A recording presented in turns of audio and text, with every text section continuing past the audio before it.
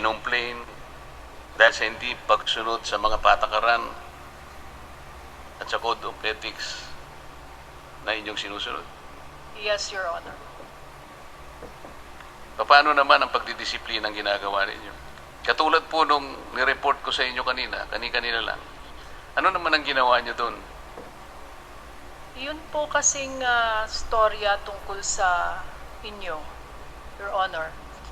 Ang nangyari po doon, hindi po nakuha ang panic ninyo dahil hindi po bawal po sa aming mga journalist na silang mag-arrange ng press conference.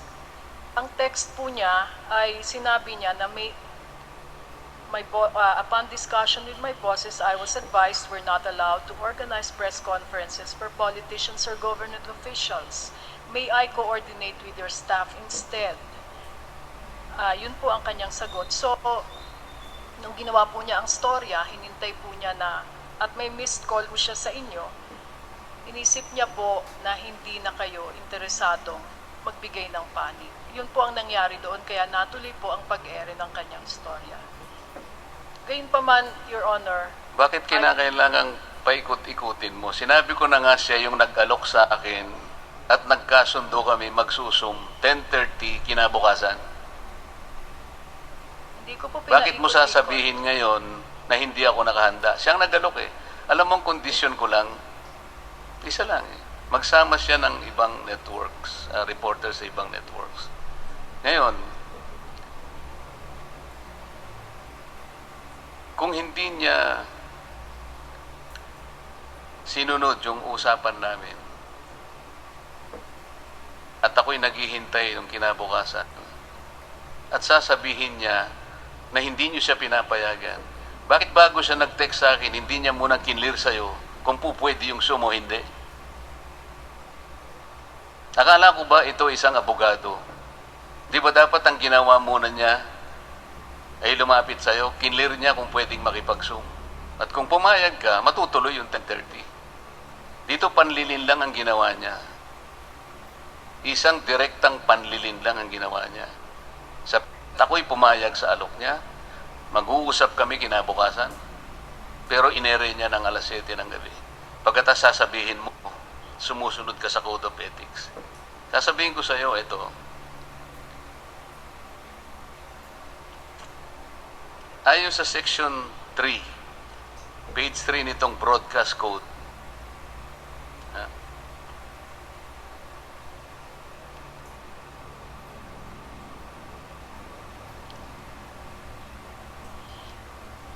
side comments expressing personal opinions while news items being reported or delivered are prohibited to prevent the listener from mistaking opinion for news. Yung pangalawang araw na ito yung kasama niyang broadcaster, ito yung nag-i-elicit ng opinion. Na para bang, hindi ba kanya? Maliwanag ito Res ipsa loquitur.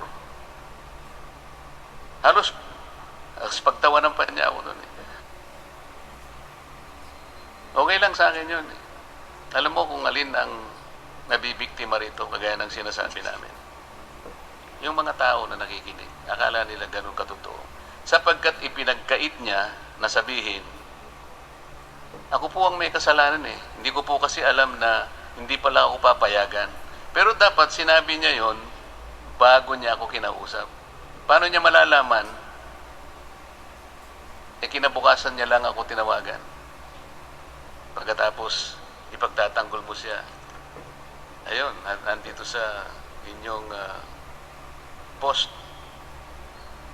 We are fortunate to have him among our ranks of fearless truth tellers. Ano po ba yung pagkakasalang ipinapataw ng broadcast code? Merong kasing indication dito na letter S. Pagka letter S, serious. Tama? Pagka G, grave.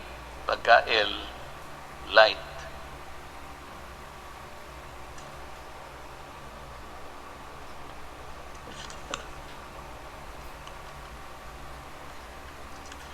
Kaya po rito, Section 6 of the same Broadcast Code of the Philippines. When the interviewer is not free to choose his questions, or the interviewee or source has imposed conditions on the conduct of the interview, this fact must be made clear to the public during the broadcast. Serious na naman po ito. Ano ba yung kondisyon na binigay ko? Isa lamang po eh. Magsama ka naman ako ng reporter sa ibang networks. Kasi nahihiya ako, meron ding nag-aalok ng interview, hindi ko sila mapagbigyan. That's the whole point.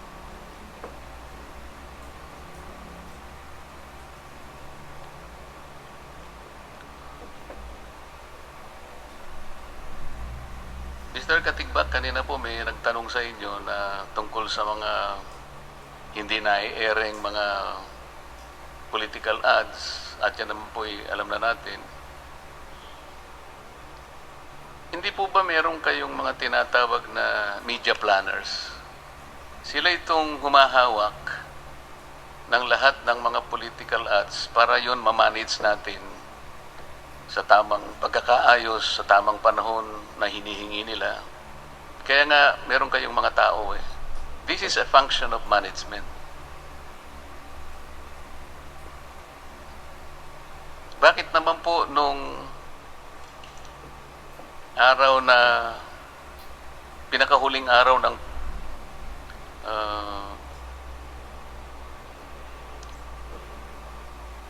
yung election season, huling araw na yon, ang nakatalagang i-ere doon ay yung mga negative political ads na binayaran ni dating Senador Trillanes.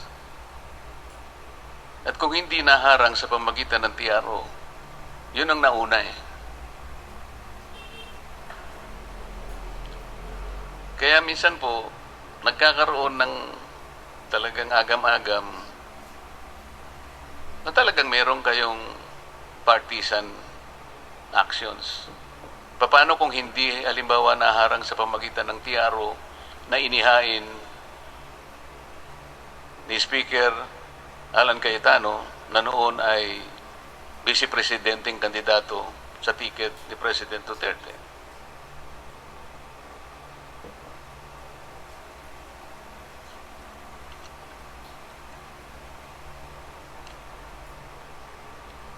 Inuulit ko po, Ms. Ging Reyes, nandito po yung certification na ginawa ng Bills and Index Division para patunayan po na yung 5 mga franchise bills, wala po kong iniakda kahit isa roon. Your Honor, if that is a new development on this matter, then we would gladly air it and publish it. Tapos na po eh. Opo. Pinatawad ko na po yung reporter ninyo. Sinasabi ko lang, yung nabibiktima, the chief casualty of all this exercise is the viewing public. Ako po bilang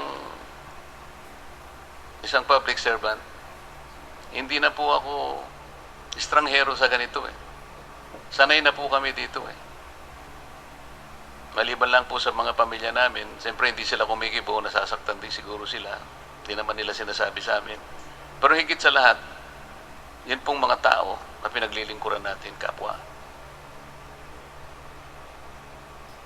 Kaya nga po, nung imbitahin ako ni Mr. Carlo Katigbak, pasalamat na lang ako. Sabi ko,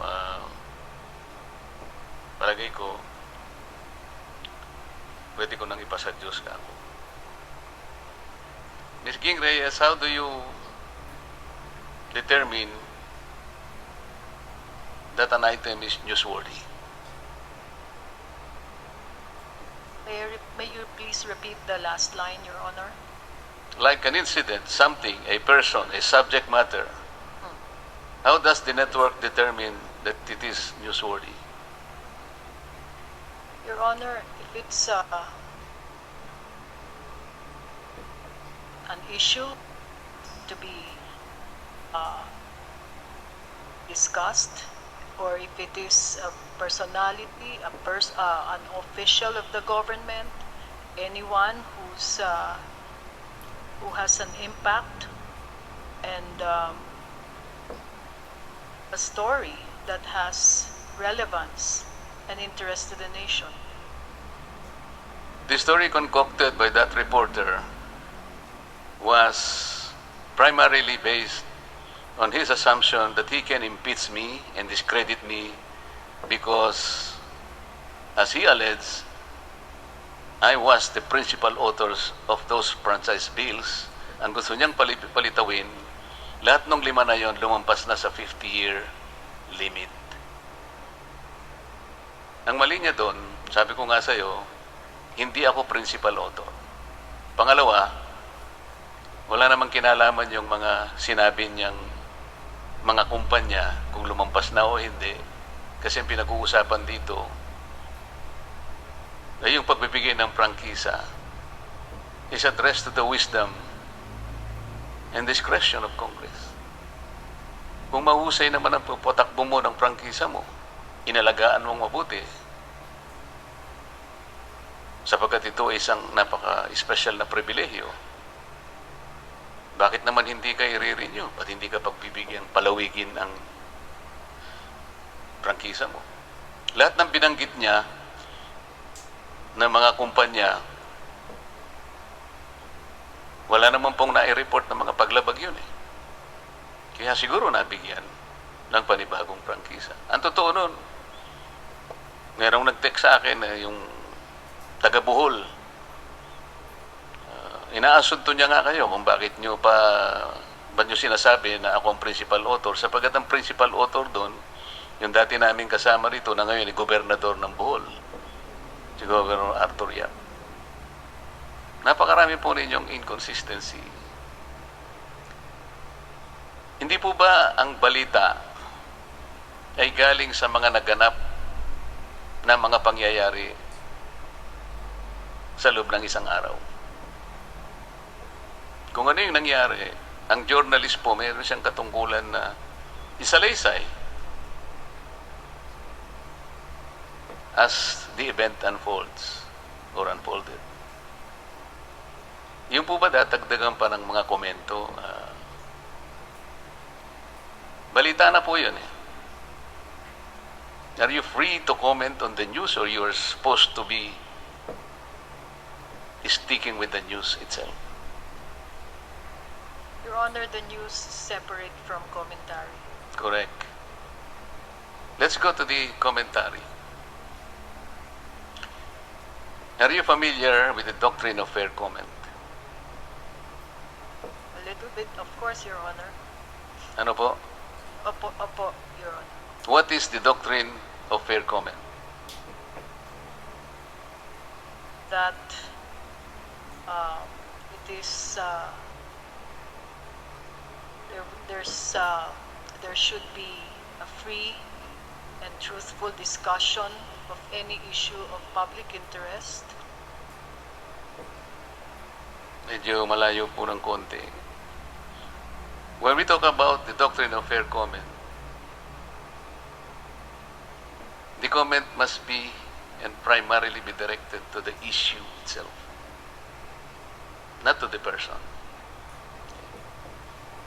Yung ginawa ng reporter ninyo, kasi at the time siguro, ang paniwala niya, I'm the most active interpellator here. Hindi po. Marami po kami rito. Nagkataon lang po siguro na ako yung isa sa kanyang na-target. Sa issue po tayo dapat bumase, hindi sa tao. Ang ginagawa po ninyo ngayon, puro ad hominems. Kami po ay mga ahente lang ng pamahalaan. Kami po ay mga representatives lang. Kami po ay messenger. Yung message po ang importante.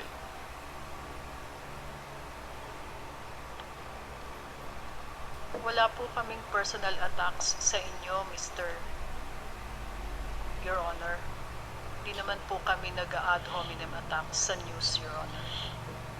Yung mga tweet, hindi mo alam na binigyan ko ng kopya ng text messages na yung reporter mo tsaka ako, binigyan ko si President Carlo Katigbak. Hindi mo alam yun? Hindi mo alam? The text message, Your Honor, yes, I'm aware. Oh, alam mo pala eh. Anong sinabi mo doon sa reporter? Ba't mo naman ginawa yun? Ikaw pa lang nag-alok eh. Sumunod naman siya pumayag naman siya eh. So naghihintay siya ng 10:30 kinabukasan eh. Ba't naman ganun ang ginawa mo? Ba't kinakailangang magmadali ka? Eh may usapan pala kayo. O talagang gawa na yung report na yon. Tapos inulit niya pangalawang gabi. Nakita mo pala yung text message eh. Sinabihan mo ba siya, bakit ka nangako sa kanya eh, alam mong may patakaran natin dito, hindi po tayo pwede sa mga politiko na mag-zoom. Ba't di mo siya sinabihan ng gano'n? Tapos kinongratulate mo pa siya. Paano akong maniniwala sa inyo ngayon na merong fair comment sa inyo? Your Honor, binigyan po namin ng panahon ng interview ninyo nung araw na yon at na-air naman po yan sa aming programa. Ang sinasabi That mo, same night, Your Honor. ang sinasabi mo, Ms. Ging Reyes, ay yung isang reporter na nandito sa amin na babae. Hindi yung reporter na sinasabi ko sa iyo na abogado pa naman. Alam mo, tingin ko sa kanya eh, bata pa yun eh. Baka kung hindi ganyan sana yung kanyang pasimula, baka malay mo, may future siya sa pagiging abogado. Sabi ko nga sa inyo kanina, Mr. Katigbak, sanay na ako dito eh. Ang hindi ko lang kinasanayan, yung hindi kayo parehas. Ako pagka parehas, walang problema eh. In my about 20 years in trial practice,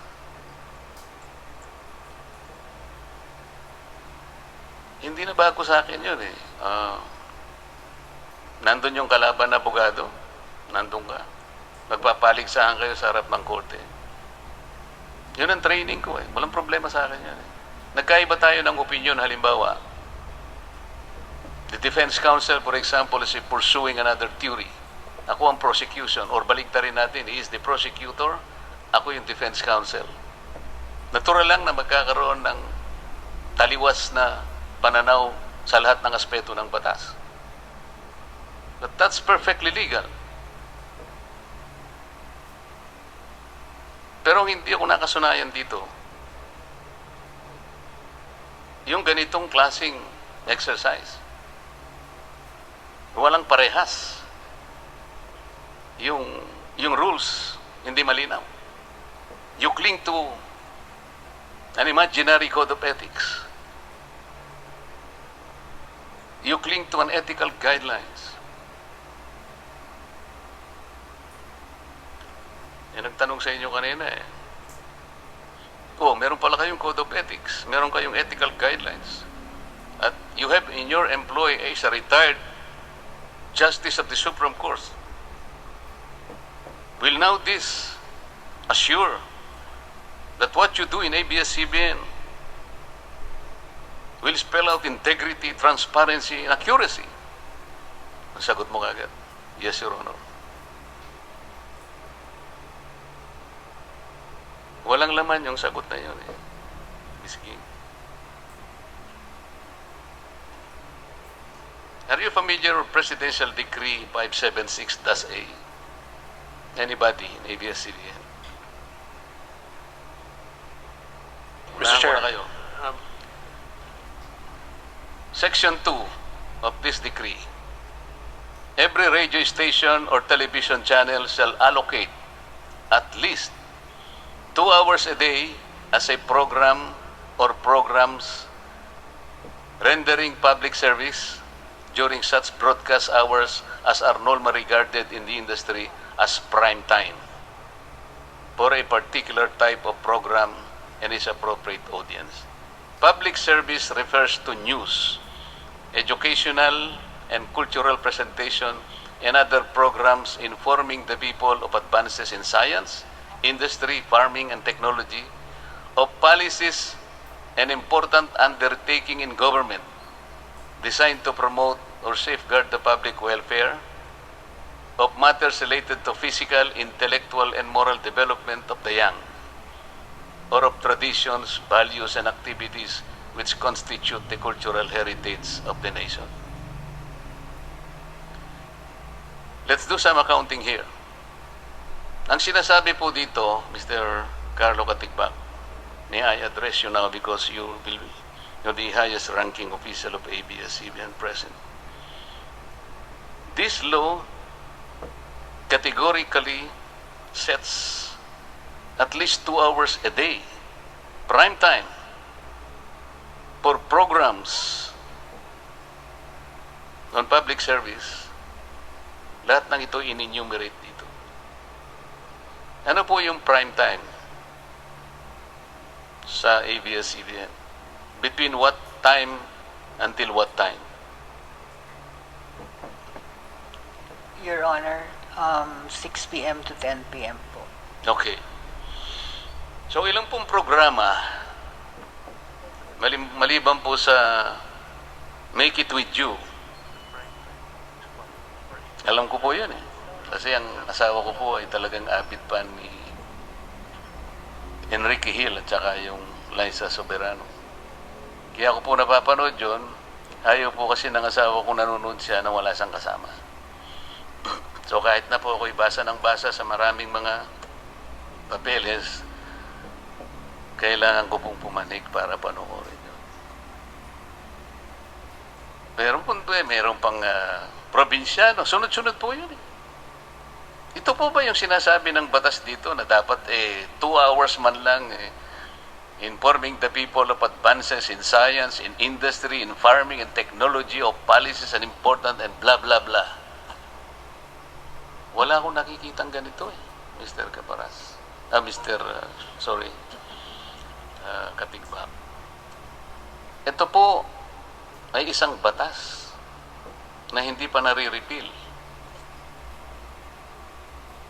So, hindi po ba hanggang alas 10, sunod-sunod po yung telenovela na yun?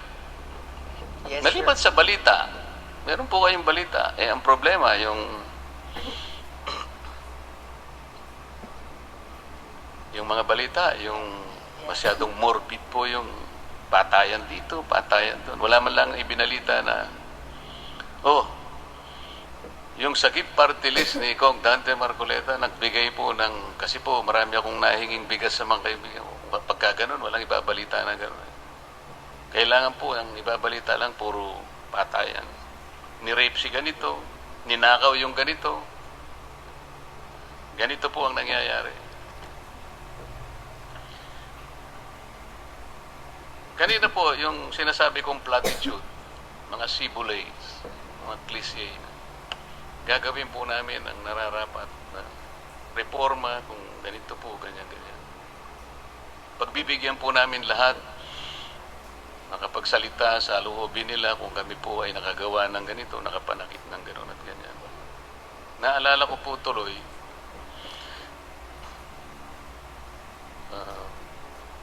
I think that was the 14th Congress. Ang speaker po ay Speaker Boy Nograles. Ang pinag-uusapan po noon yung right of reply. Ito po sana yung batas na tatapat dun sa kung meron kayong nasaling na damdamin, meron kayong nai-report na medyo nakatama sa kanyang puso, halimbawa, nagkakaroon ng pagkakataong makapagsalita sana. Yun po yung right of reply. Alam po ba ninyo na nung panahon na yun, dahil sa lakas ng media, kasama po ang ABS-CBN, talagang nandito po yung mga ibang mga reporters. Sa lakas po ng media, na ayaw po nila yung right of reply, yung pong chairman ng Public Information Committee, ayaw na niyang magdepensa. Hindi ko na po babanggitin ang pangalan. Yung dalawa pong authors ng batas na yon, right of reply, hindi ko na po babanggitin sapat yung isa ay nasa Senado na. Ayaw po nilang idepensa. Nakiusap po sa akin si Speaker Nograles kung pwedeng ako. Sabi ko, Speaker, bakit ako? Hindi naman ako membro ng, hindi na nga ako miyembro. Sabi ko, hindi naman ako author. Hindi, sabi niya, parang tulong mo na lang sa atin kasi wala nang gustong magdepensa on the floor. Second reading na po sana yun eh. Sa lakas po ng media, particular na po ang ABS-CBN, it died a natural death. Ngayon po, sasabihin ninyo sa amin na pwede naman po kayong pumunta sa ABS-CBN para pagbigyan namin po kayo na makapagsalita para sa inyo. Parang huli na po ang lahat eh.